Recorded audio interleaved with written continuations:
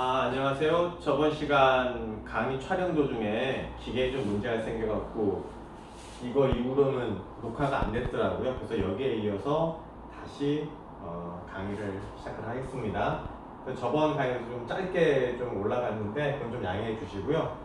양도로 보지 않는 경우 물상 보증인이 경락을 받았을 때 물상 보증인의 경락과 물상 보증인에 대한 개념은 저번 시간에 설명을 드렸고요. 이걸 예를 들어서 설명을 좀 해드릴게요.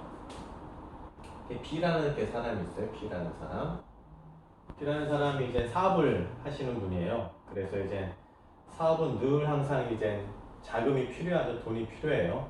뭐 시설을 확충을 한다든지 신기술을 개발한다든지 아니면 운전, 그러니까 영업 자금이 필요한다든지 아니면 뭐 사람들 직원들 급여를 준다든지 뭐 이런 이제 운전 자금이 필요하기도 여러 가지 하여튼간 자금이 필요하고 소요가 되는데 이분이 이제 어느 시점에 그 자금이 필요한 거예요. 자금이 필요해서 자금을 이제 확충할 수 있는 이렇게 할 수 있는 데가 이제 개인 간에 빌릴 수도 있고 아니면은 은행 가서 이렇게 빌릴 수도 있죠. 개인한테 빌리는 건 사금융이라고 하고요. 은행에서 빌리는 게 대출이라고 하죠. 대출. 사금융은 사채입니다. 사채. 개인적인 사채. 어쨌든 이 사람은 은행을 갔어요. 은행. 그동안 쭉 거래해왔던 주거래은행에 가서 내가 이만저만해서 3억을 지금 추가로 운전자금이 필요합니다. 라고 이제 요청을 한 거죠. 대출 요청을 했어요. 그러면은 은행이 이제 3억을 이 사람한테 주려면 은행도 나름대로 자금에 대해서 나중에 이 3억을 회수를 할 수 있어야 되는 확신이 있어야겠죠. 그 확신을 본인이 은행에 가지려면은 B라는 회사에 대한 신용평가를 할 거예요. 그죠? 신용평가를 할 거고 거기에다가 그뿐만 아니라 아마 담보도 제공하라고 요구를 하는 경우도 많이 있습니다. 아직 우리나라에서는요. 그래서 이제 우리나라에서는 일반적인 중소기업들은 이렇게 은행에서 대출을 받으려면 담보를 일반적으로 요구를 회사들의 요구를 받기 때문에 일반적으로는 신용보증기금이나 기술신용보증기금이라는 국가에서 보증을 서주는 그런 제도를 활용해서 보증서 담보를 은행에다 넣고 그럼으로써 이제 대출을 받죠. 근데 이제 이분은 이렇게 해서 이렇게 3억이 필요하니까 은행에서는 당신 담보를 좀 제공해 주십시오. 이렇게 요청을 받은 거예요. 그래서 이제 이 사람이 그동안 본인이 가지고 있던 여러 가지 부동산이든 주식이든 채권이든 등등에 대한 담보를 이미 은행에다 넣어서 그동안 대출을 많이 활용을 했어요. 근데 추가적인 3억을 받으려고 할 때 보니까 그 담보 가치를 은행 입장에서 평가했을 때는 추가 3억에 대한 대출 여력이 없었던 거예요. 그래서 하여튼간 이 사람은 하여튼간 좀 실망을 한 거죠. 그래갖고 이제 어느 날 친구 A를 만납니다. A. 친구 A를 만나서 이런 전반적인 사정을 얘기를 해요. 근데 다행히 A가 부동산이 많은 친구고 뭐 대출도 별로 없고 신용도 좋고 괜찮은 친구예요.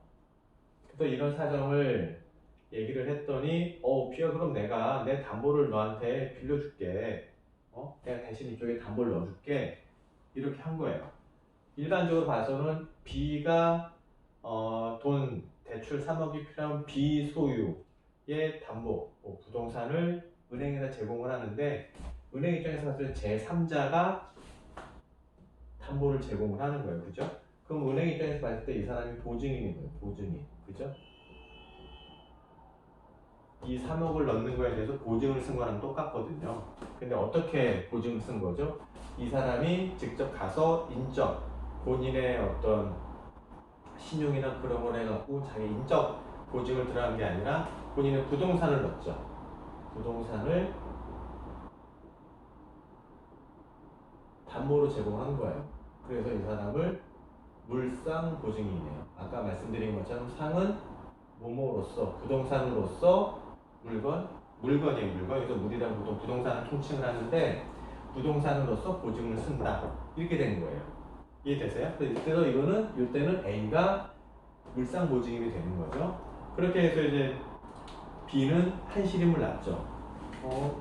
이 친구 덕에 진짜 급하게 융통해야 됐던 3억을 은행에서 빌렸고, 이렇게 담보가 들어가면 아마 금리도 많이 낮아질 거고요. 여러 가지 이제 혜택을 보고 대출이 성사가 됐어요. 그래서 이제 이 B라는 분은 사업을 계속 영위해 나가고 있었습니다. 그러는 와중에 뭐 지금처럼 갑자기 코로나가 터진 거예요. 가령 예를 들어서. 그러다 보니까 지금 여러 가지 지금 다 현재 보면은 다들 어려우시잖아요. 중소업체들이고 모두 다 어려우신데 이분도 그런 위기에 맞닥뜨리게 된 거예요. 본인의 기술력이 떨어지거나 아니면 영업력이 떨어진 게 아니고 아무도 통제나 제어할 수 없는 외부 쇼크가 온 거예요. 코로나라는 외부 쇼크가 왔기 때문에 이 업체도 휘청한 거예요. 그래서 이제 고정비는 계속 들어가잖아요. 직원 월급도 계속 들어가죠. 4대 보험료 들어가죠. 그 다음에 시설 유지관리비도 들어가죠. 그 다음에 만약 사업장이 임차라면은 임차 비용이 들어가죠. 임대료가 들어가요. 월세가요. 그런 등등등 고정 비용이 들어갈 거란 말이에요. 지금 자영업자분들이 어렵다는 이유는 만약 급여생활자, 그러니까 봉급을 매월 받는 급여생활자는 만약에 예를 들어서 이스타항공처럼 직원 전부가 정리해고가 돼서 실직이 됐다 하면은 그분들은 일단 본인한테 들어오는 급여가 플러스에서 0이 되는 거죠. 0. 그죠? 그리고 이분들은 이제 그 실업급여를 아마 매달 6개월 동안 받을 수 있단 말이에요. 소송 절차를 거쳐서. 근로생활을 하시는 분들은 예를 들어서. 근데 이제 이렇게 자영업자들은 어떻게 되죠? 걔도 이제 사업을 하고 있다가 지금쯤 이런 상황이 되면은 뭐 매출이 거의 안 나오고 그러잖아요. 그럼 어떻게 돼요? 0이 아니라 마이너스가 돼요. 마이너스. 어떤 것 때문에? 고정비용. 아까 말씀드린 고정비용. 그런 것 때문에 지금 자영업자가 어려우시고 휴업이나 폐업하시는 분도 굉장히 많이 속출하고 있습니다. 하여튼 이런 상황이고 지금 어찌됐건 이분도 계속 이제 공장을 돌리거나 영업 활동을 하면은 계속 마이너스가 누적이 되는 상황이에요. 그러다 보니까 B가 은행에서 3억을 대출 받을 때 약속했던 이자는 얼마 매월 구입을 하고 그 다음에 원금은 언제 어떻게 얼마씩 갚아 나가겠다 라고 하는 약속, 그 약속을 이해를 못하는 거예요. 그런 처지까지 지금 내몰리는 거예요. 그럼 은행에서는 어떻게 하죠? 은행이라는 거는 은행도 이제 예를 들어서 B 같은 경우는 물건을 만들어서 판다. 그건 제조업체라고 하는 거고 은행 같은 경우는 돈을 다른 데서 싸게 빌려와서 이 싸게 빌려오는 걸 조달이라고 하고요. 그때 오는 금리를 조달금리라고 해요. 조달금리. 조달금리가 만약 1%라고 가정을 했을 때 이 B한테 대출을 해주고 만약에 3%로 이자를 받으면 이 사람은 원가는 1%고 3% 수익이 나는 거예요. 그러니까 2%가 수익이 돼요. 2%가. 은행이 이런 구조거든요. 은행이. 그러니까 럽하게 말씀드리면. 그러니까 은행 입장에서는 근데 이제 3% 이자가 매달 들어와야 되는데 갑자기 아까 B가 그런 상황 때문에 이자 불입이 안 되면 은행도 이제 어디선가 돈을 조달해 왔는데 여기도 은행도 이제 이자를 갚아야 되거든요. 이쪽에다가 이게 지금 이 은행 입장에서도 막막한 거잖아요. 그렇기 때문에 은행에서는 본인 채권 3억에 대해서 채권 확보를 하려고 노력을 합니다. 채권 확보를 하려고.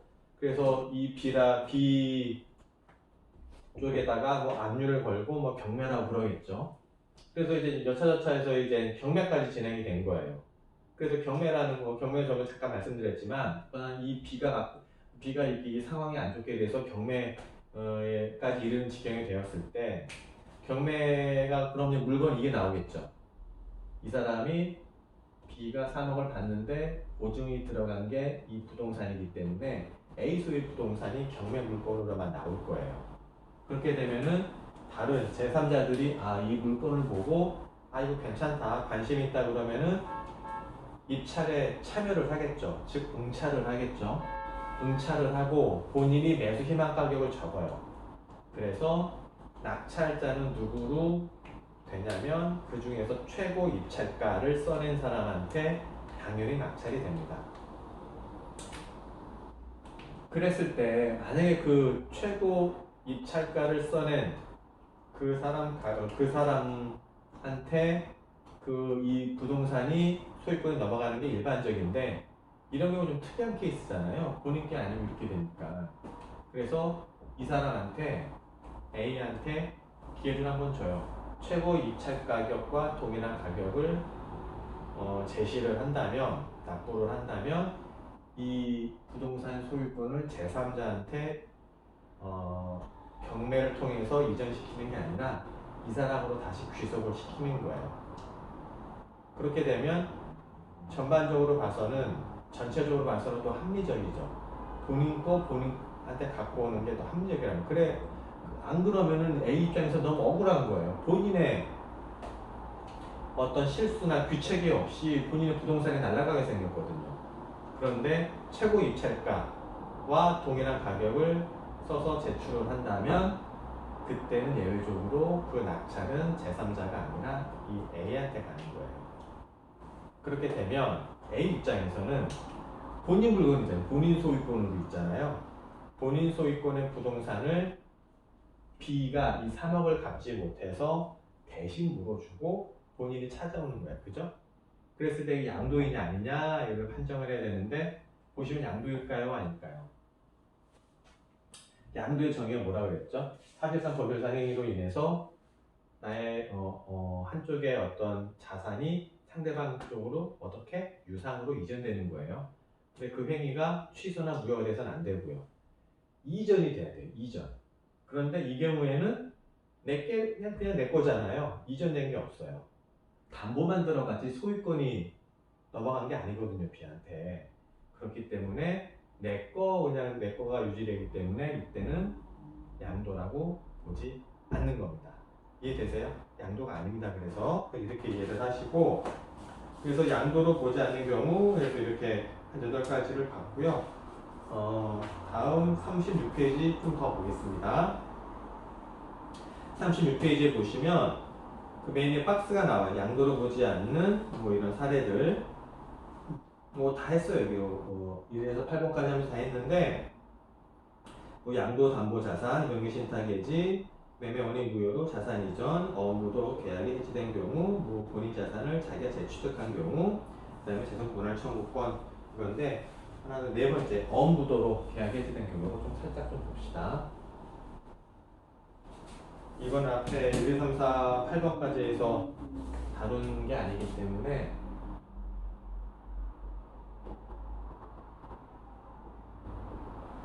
보조로 인한 계약 해지예요.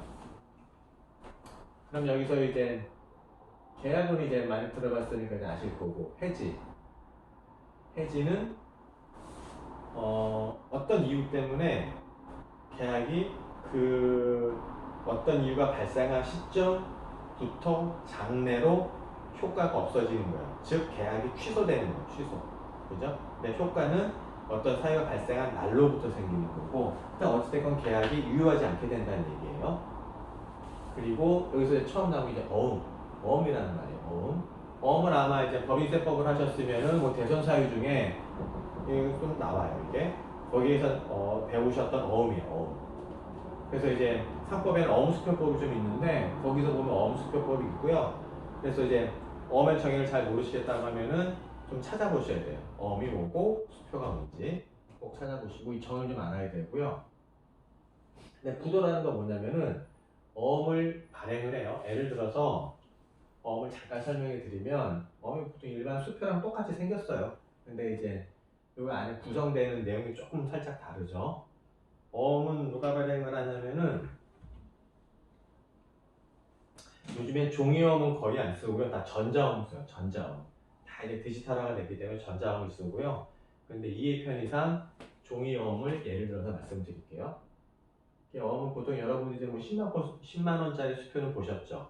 뭐 그런 거랑 크기도 비슷하고요. 뭐 비슷하게 생겼어요. 근데 어음은 뭐냐면은 A라는 업체가 있다면 그죠?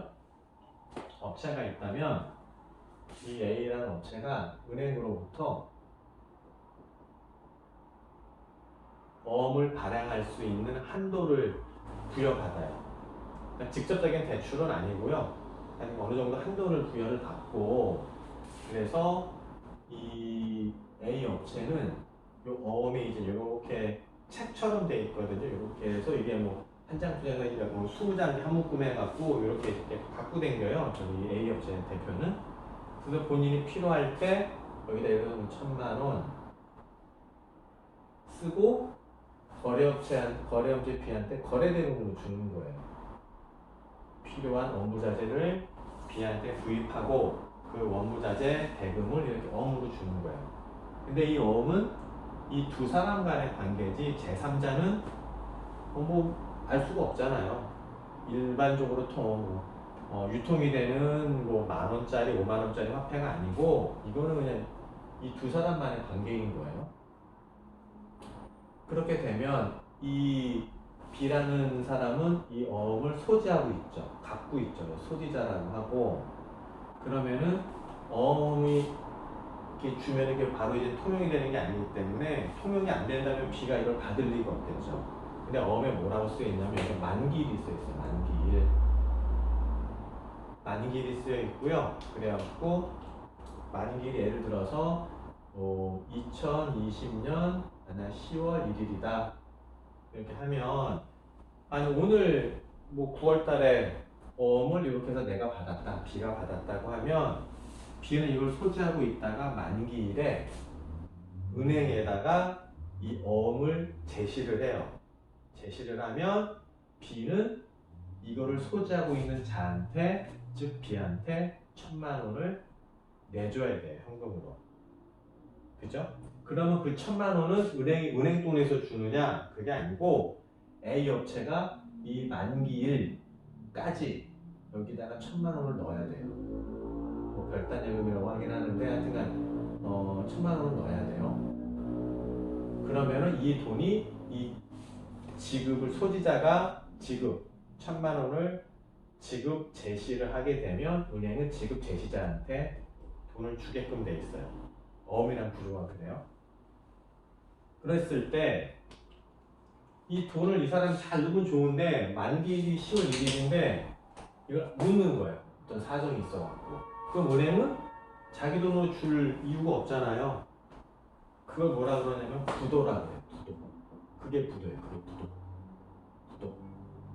부도고 10월 1일까지 이걸 막지 못했다. 1차 부도.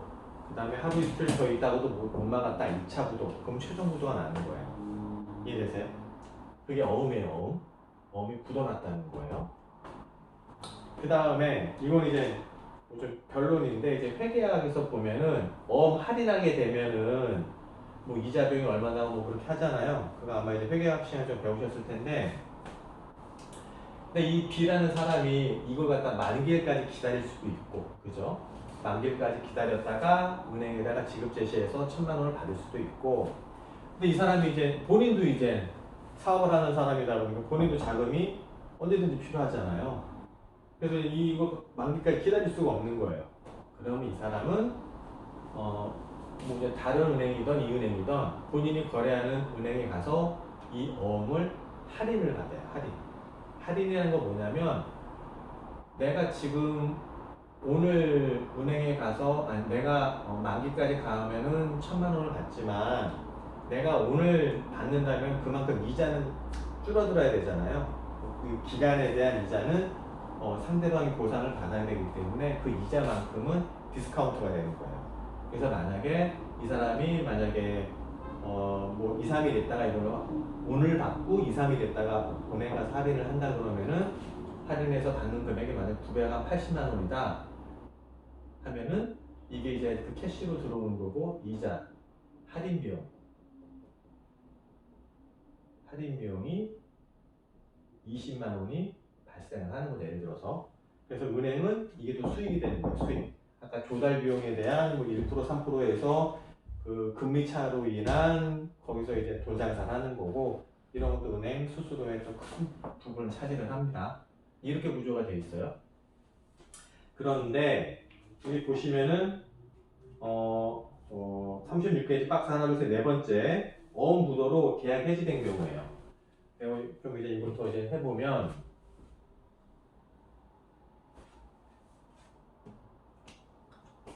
그래갖고 지금 이렇게 돼 있었는데 1,000만 원이고 그 다음에 이게 한 건이 아니고 이렇게 되면 이렇게 보세요. B 입장에서는 아까 이제 뭐 원부자재라고 얘기를 했는데 만약에 A가 부동산을 팔았어요. 부동산. 그죠?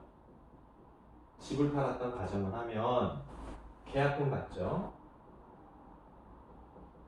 그 다음에 중도금 받고 잔금을 받아요. 근데 계약금을 이렇게 받았는데 이 중도금 날짜가 오기 전에 이 만기일이 온 거예요. 근데 보니까 부도가 났어요. 그러면 B 입장에서는 어떻게 되죠? A의 귀책 사유 B가 이제 그 어음을 줬는데 계약금 어음을 줬는데 보니까 A 업체가 이제 중도금이 오기 전에 만기일이 도래해서 은행 가서 제시를 했더니 이게 부도난 어음이래요. 부도금이래요. 그럼 A 입장에서는 이 부동산을 이 사람한테 넘기는 거에 대해서 굉장히 신뢰가 떨어지고 계약이 이게 성사되기가 쉽지가 않겠죠. 그렇게 되면 B의 규책 사유, 부도, B의 규책 사유로 인해서 A는 계약 해지권이 있어요. 채계약법상. 그랬을 때는 이게 양도가 되느냐 안 되느냐죠. 양도로 볼 수 있다 없다? 없다. 왜? 아직 소유권이 안 넘어갔어요. 계약을 했는데 상대방의 규책 사유로 계약이 파기된 거야. 없어지게 된 거야. 그렇기 때문에 실질적인 양도가 일어나지 않았기 때문에 이때도 양도로 보는 것이 아니다. 이렇게 판단하시는 겁니다. 이해되시죠? 네, 이렇게 하시고 그럼 이렇게 해서 양도로 보는 경우와 보지 않는 경우 이렇게 했습니다. 그러면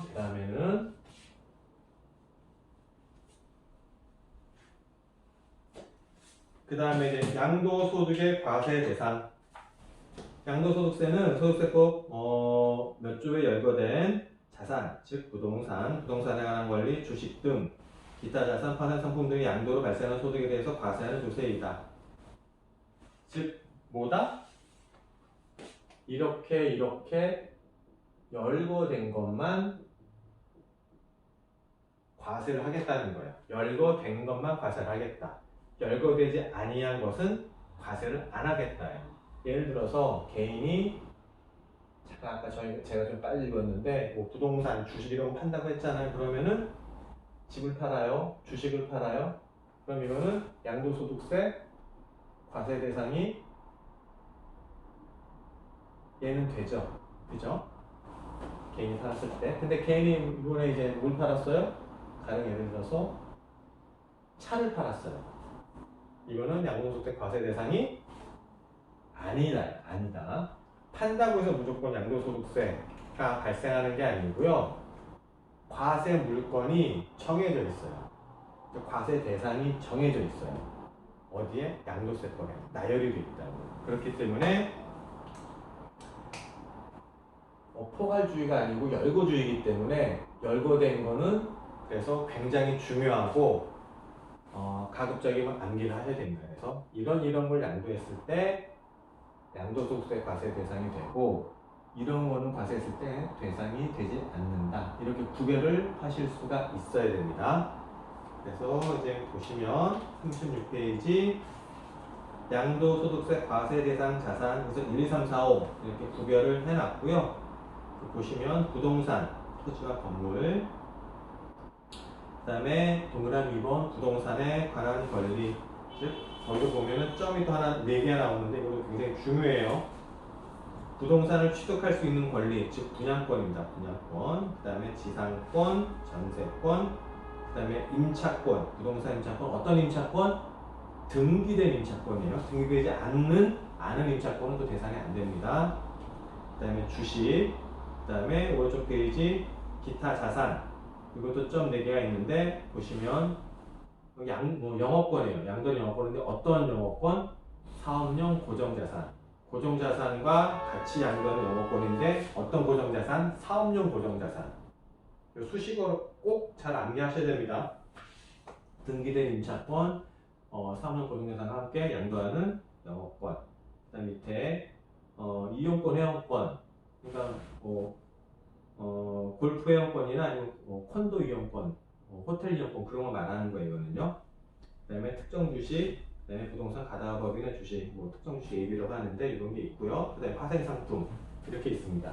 제가 지금 보면은 박스를 읽을 때 자산 구분 쪽만 읽은 게 있고 그 옆에 있는 점까지 읽은 게 있는데 점까지 읽은 것까지 암기 다 하셔야 됩니다.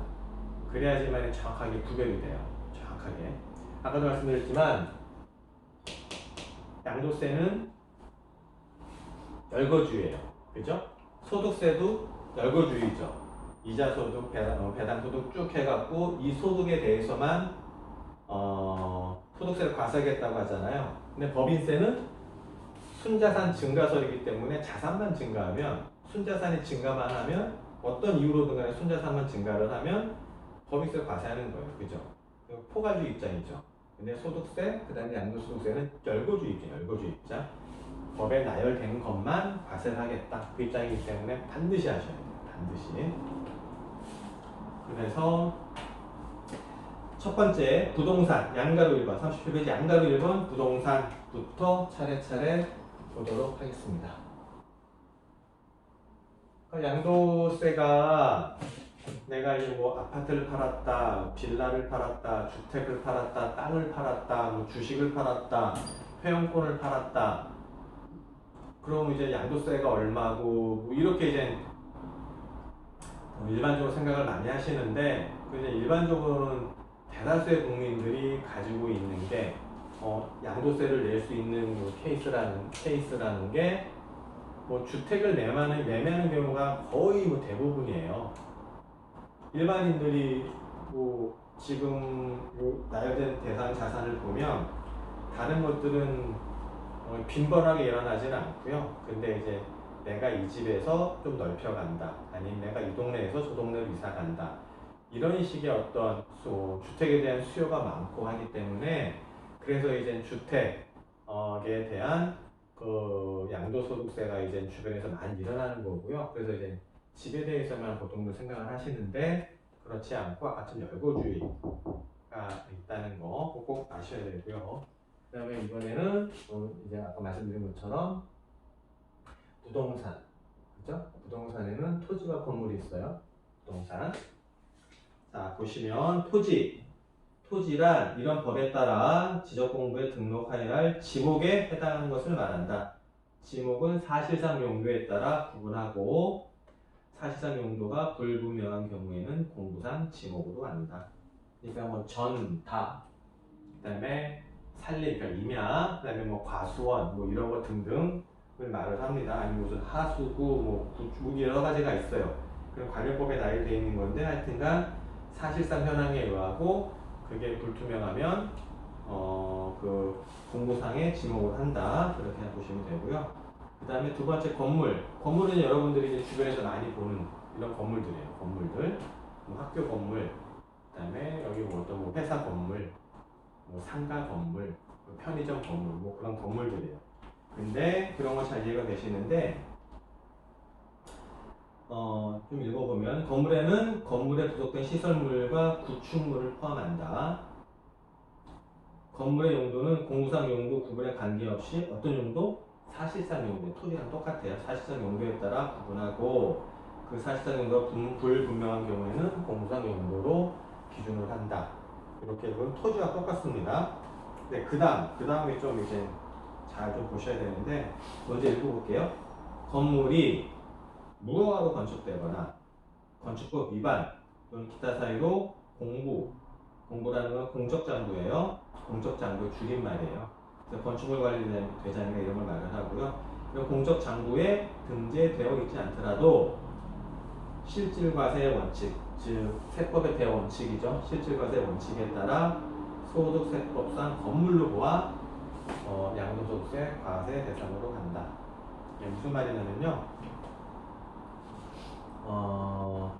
이 부분은 좀 이제 내용이 좀 길어질 수가 있으니까 좀 잠깐 쉬었다가 바로 또 이어서 진행하도록 하겠습니다.